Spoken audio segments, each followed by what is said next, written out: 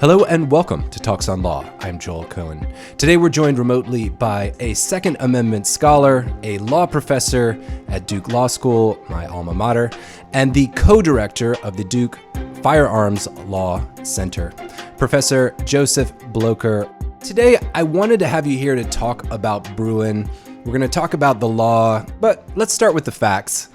Who is suing whom in this case, and what gun rights or gun laws are at play? So fundamentally, I think at a broad level, Bruen is a case about public carry. So Heller, the challenge there, Dick Heller, who was the named plaintiff, wanted to have a handgun in his home for self-defense. So one way to think about it is it was a case about keeping arms. If you think about the text of the Second Amendment, it says the right to keep and bear arms. Heller gave a right to have a handgun in the home for self-defense, subject to some restrictions, but it didn't say anything clearly about how the right extends outside the home. And of course, a lot of people like to carry guns outside the home for purposes including self-defense. Now, all states permit that in one way or another. There's no state that totally prohibits public carry. But there's two ways you could carry a gun in public. You could either do it openly, that means visibly, or concealed. And there's long and interesting history about open versus concealed carry regulations. But most states today prefer, if people are going to carry guns publicly, that they do it concealed. And we can talk about, the policy reasons why that might be. Then there's a division among the states about, well, how do we regulate who is going to carry their guns in public? And this is where sort of Bruen comes into focus. Most states still require some form of permit or license if you're going to carry a concealed handgun in public. And those states are typically divided into two categories. The first are what are called the may issue states, and this is where New York was. And in the may issue states, you typically have to show something like proper cause, which was New York's requirement, or good cause, which some other states have, in order to get your permit to carry a concealed handgun in public. And what that usually means is you've got some really heightened need for self-defense, like you've been the victim of a crime or threats, or you've got a stalker, or something kind of above and beyond the average law-abiding citizen. Those are the may issue states. So it can't be, hey, look, I feel safer with my gun. I'd like to carry it around. Exactly right. And so this is a heightened above and beyond just a general need or desire for self-defense. And it's worth, emphasizing this gives the licensing official some discretion, right? They can decide, is your cause good enough? Is your cause proper enough? And that's one thing that the justices were really concerned about at the oral argument. We can talk about a little bit more in the opinion. So those are the may issue states. There's today only, depending on how you count it, 6 to 8 of them, but they're big states, or they were big states. We'll see how many of those laws survive. But that includes places like California, Connecticut, New Jersey, New York, Massachusetts, Maryland, Delaware, Washington, D.C.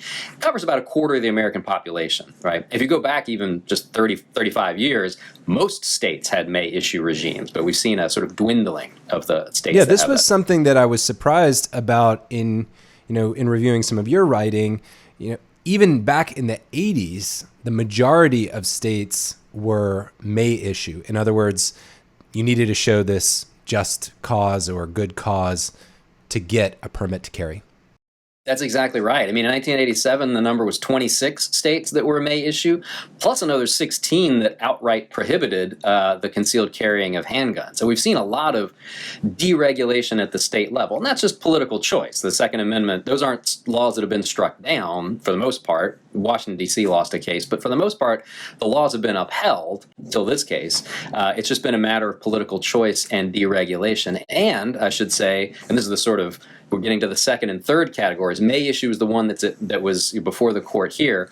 There's a second category known as shall issue, and here there's still criterion. You still have to get a permit, but the criteria are more objective. So it could be things maybe like training. You got to have 15 hours of experience on the range or whatever. But it's at least nominally more objective criteria. If you check the boxes, then they shall issue a permit. Hence, shall issue jurisdictions. And then the third category are the permitless jurisdictions. If we go back again to 1987, there's only one of those. It was Vermont. Today, there's more than 20. And that's just what it sounds like. You don't need a permit to carry you still have to be a legal gun owner. I mean, you can't be a convicted felon. You can't be adjudicated mentally ill. Like, those are still requirements. But if you are legally allowed to possess a gun, then you can carry it in public with no permit, no training, no additional background check or anything like that. So in Bruen, the focus is on that first category, which is usually considered the most stringent and the most strict, the may issue regimes.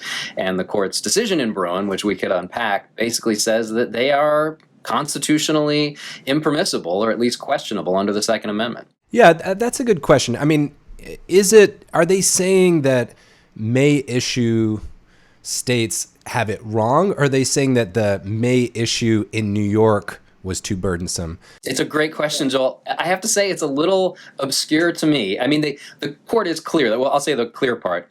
It is clear that the majority here, and it's a 6-justice majority, does not like may issue regimes. There are at least 2 reasons why they seem skeptical of them. One is that they give too much discretion to licensing officials, and that could be a problem, because it introduces the possibility of bias. Only insiders get their permits, only elites, well-connected, etc. The other is that the standard is just too hard to satisfy, so that in practice, this is effectively a prohibition on public carry for the majority of law-abiding citizens. And that's kind of a different problem, right? You could have a system that's discretionary but easy to satisfy, or a system that's objective and really hard to satisfy. Like, either one of those could be a problem. But the court does say specifically, shall issue restrictions are fine. Like the 43 states that have either shall issue or permitless regime, those are still fine. Permitless, obviously, okay. But even the shall issue is fine. That's okay. We just want it to be more objective. And this, I should say, I think we're going to see a lot of litigation on that point, because some of those shall issue states actually do have some discretion kind of baked into them. Like, you could get denied a gun even in a shall issue state if you're found to lack good moral character, or if if there's signs that you're dangerous. So the line between these categories is not totally bright, but the court blessed those other states, and so I think a lot of the may issue states are now going to try to fit themselves under that umbrella and say, look, now we're shall issue. You said that's okay, so we should be okay.